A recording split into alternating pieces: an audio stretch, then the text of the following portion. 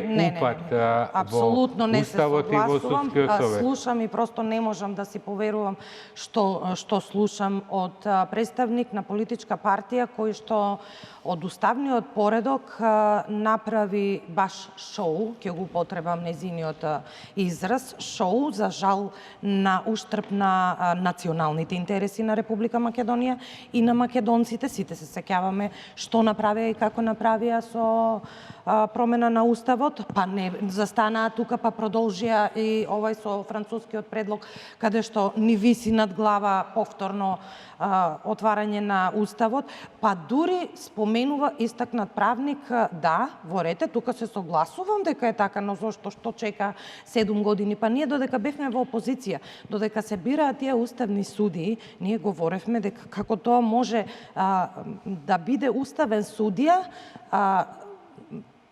ученик кој што им бил ментор, една од кандидатките кој што требаше да биде, да речеме, уставен судија. Го спомена уставот и јас ќе го споменам. Истиот член амандман, тој е амандман, иначе членот е 72. Ние постапивме, значи одговорот на ова прашање можам да го поделам во два дела. Прво е потребата, а второ е формално-правниот дел. Потребата, мислам дека сите граѓани ја знаат. 2% доверба во правосудниот систем. Тоа е, како да ви кажам, на ниво на статистичка грешка. Гледаме секојдневно што се случува и никој ништо не превзема. Ние како политичка партија за време на но дали интерпелацијата на овие петмина суди, на овие петмина суди ќе ја сменат сликата? Ние ги бираме нив.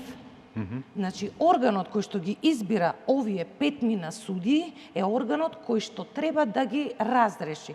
Дали ќе гледаме врз основа на деловник член 47, дали ќе гледаме врз основа на устав и уставните амандмани 28 и 29 и членот 72 став 1 и 2 од уставот, тоа се механизми кои што нам ни дава право да го направиме она што го направивме.